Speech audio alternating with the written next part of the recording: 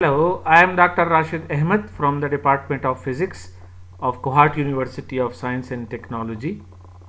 In the subject of Mathematical Methods of Physics 2 with the course code PHY 222, we are at the lecture number 6 and the topic is even and odd functions.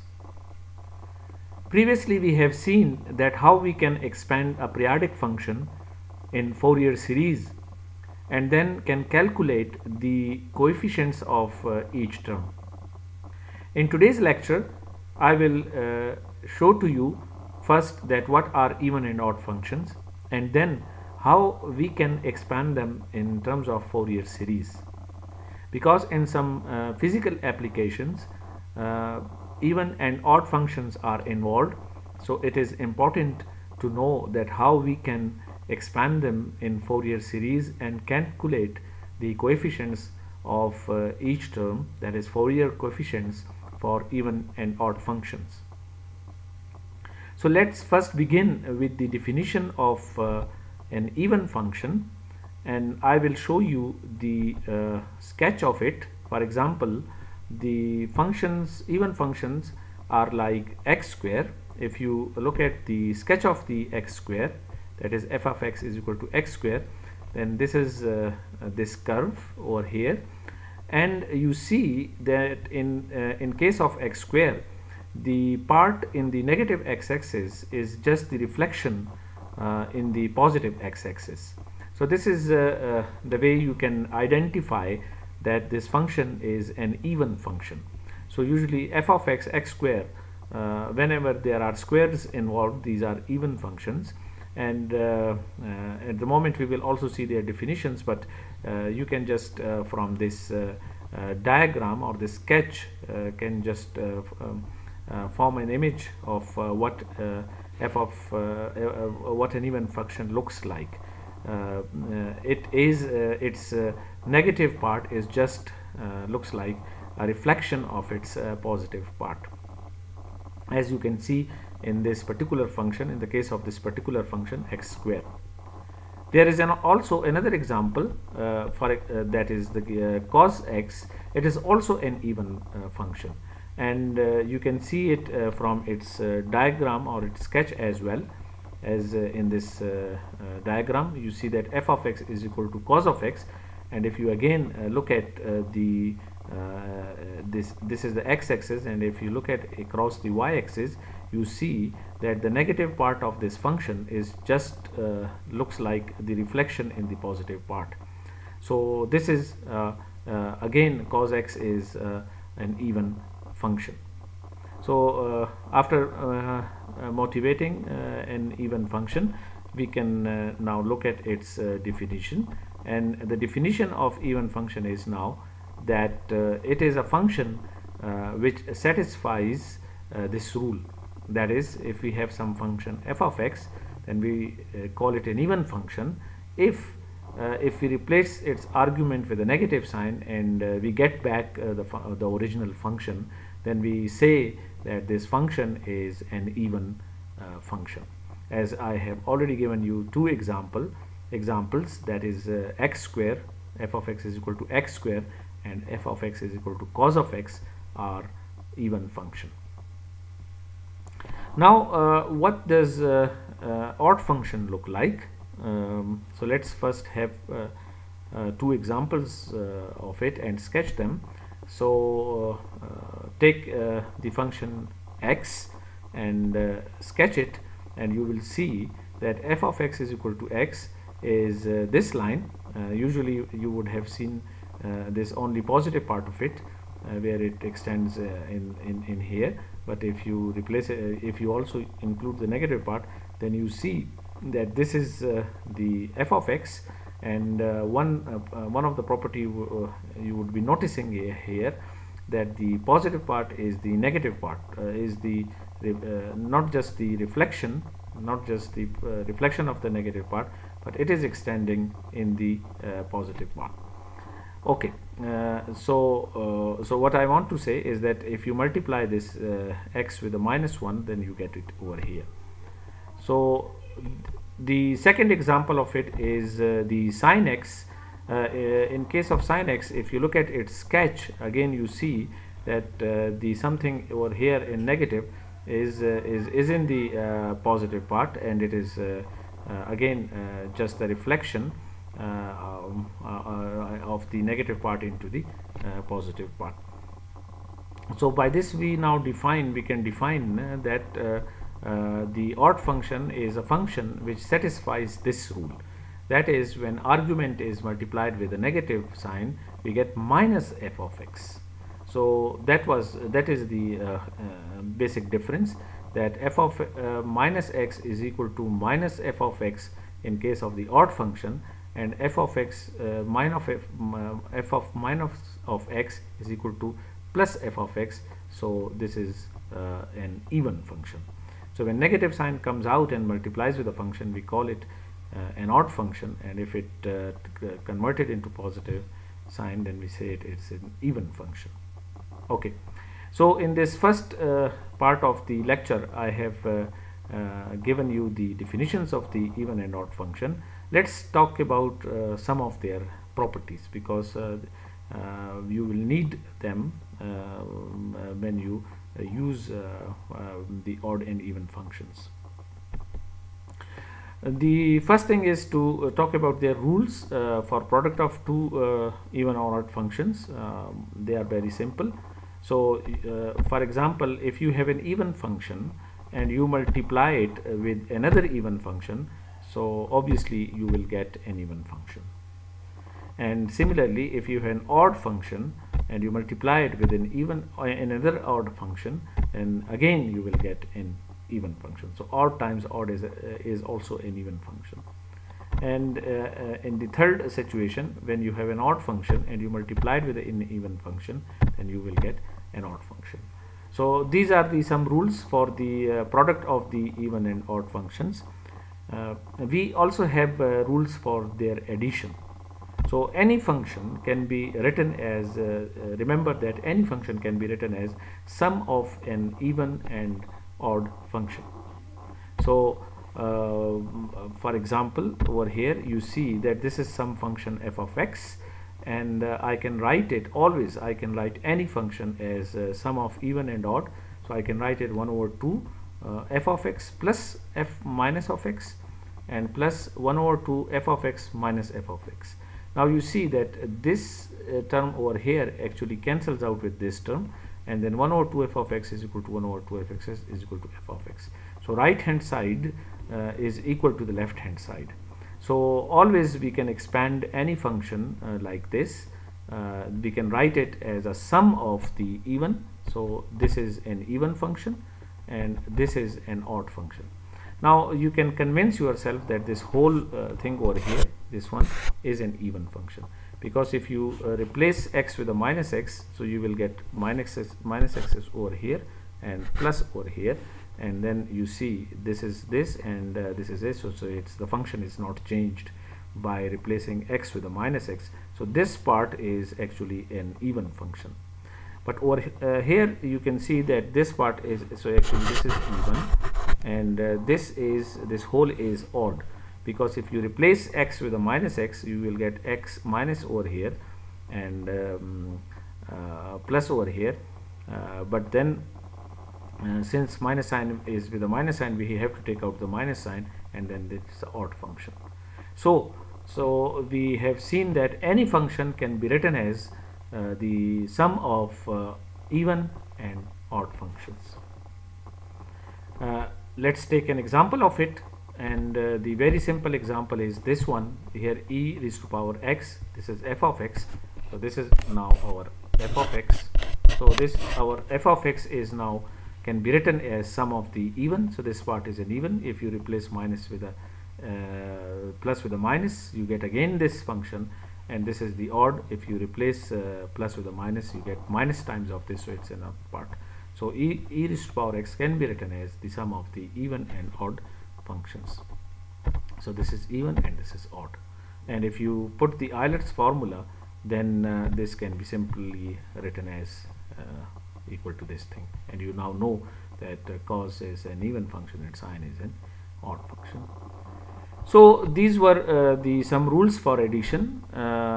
We can also have integrals of even and odd function, and this is more interesting.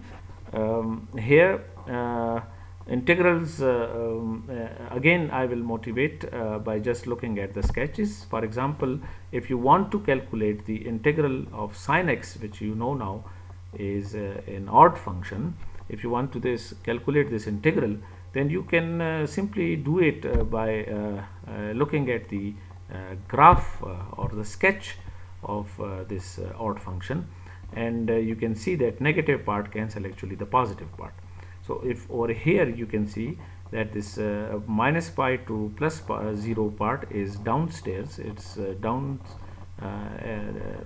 downwards from x, and from 0 to pi it is upwards from x. So if you calculate the integral, which is actually summing up from here to here, so you see that it is equal to 0, because this part will exactly cancel this part. So negative part actually cancels out the positive part, and total integral is equal to 0. So in case of the odd functions and also even functions, sometimes these integrals are very simple to calculate. So for example, from minus pi to plus pi, the integral of sine x will be equal to 0. And similarly, look at this function, minus pi to pi by 2 to plus pi by 2 cos of dx, and again in this case negative part actually does not cancel positive part, actually they add up, and here you can see that from minus pi by 2 like here to here, and then from 0 to minus pi by 2 to 0, and from 0 to pi by 2 here to here, then if you if integrate at this interval, so this is positive and this is also positive, so they are, so if we calculate the integral over here, then we don't have to calculate the second integral, because this is just the same, so we have to multiply it with by 2. So in this case the rule is that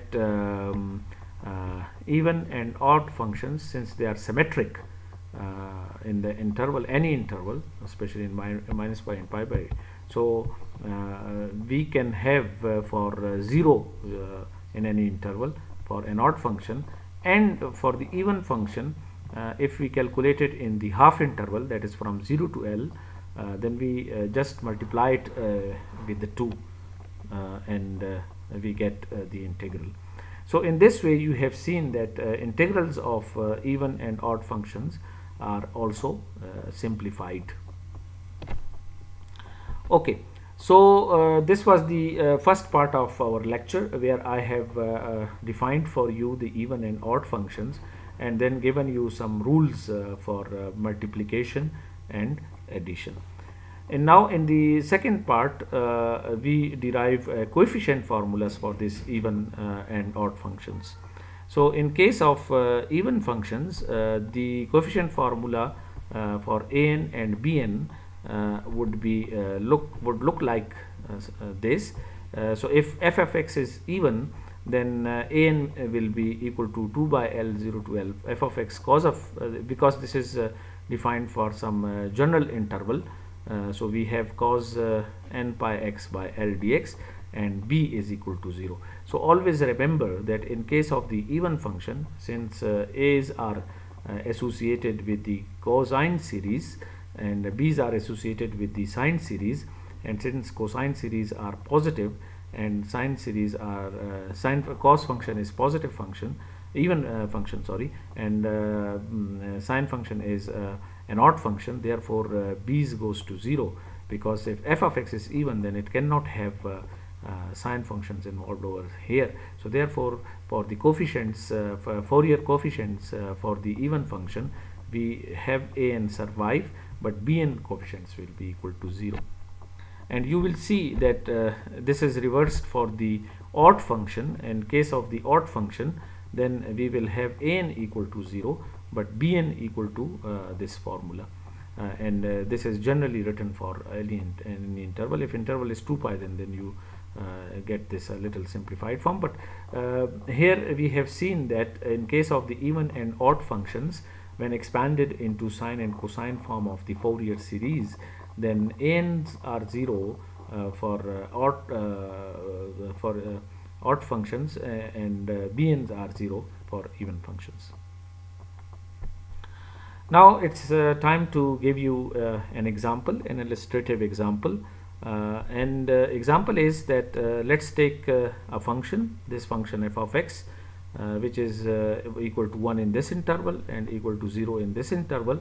And what we need to do is to represent its sine, cosine, and exponential parts. So first of all, let's go towards the sine part. And for representing its sine, cosine, or exponential part, first thing we have to do is to sketch it.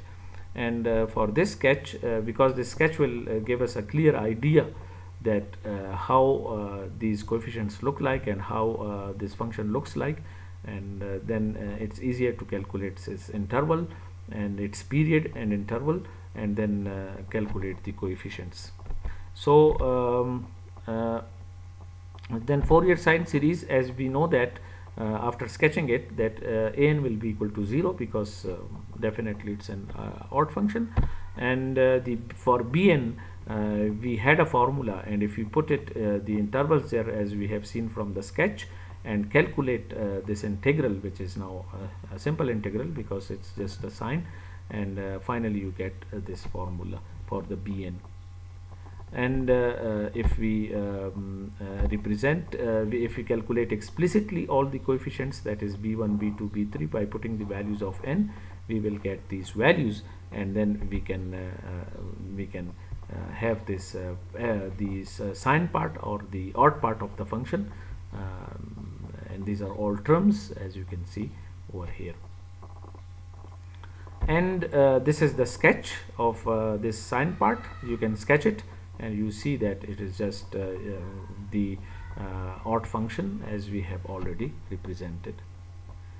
And now if we go towards the cosine part, it's just the same. bn will be equal to 0, and for an we can just use that formula and calculate the sine and cos integral and get this one. But now for the particular value of n, we will get all ans, all values, and then all these an values, if we calculate and then put it into the function, and we will get this series, and then we can also sketch it.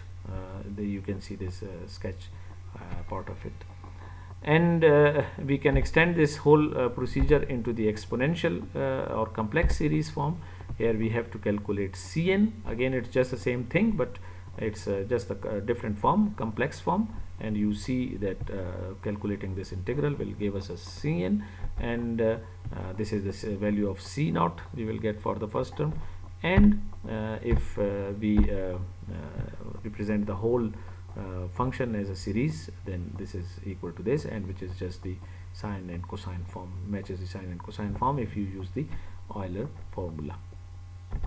And again, these are some references, and to recall or give you the recapitulation of what we have already done is today's lecture we have first defined even and odd function. I have given you the sketches of some common functions like of odd and even both, and then we made a definition of these functions. Then I given you the examples, then I given you the examples of sine and cosine functions and the rules for their multiplication and addition. After the rules of multiplication and addition, then we went on for integrals, which looked a little easier for even and odd functions. And after the integral values, calculations of the integrals, we went on for calculating the Fourier coefficients for even and odd functions. And you have seen that they were made little easier because in even case a's were 0, and in the odd case b's were 0. With this, I thank you all.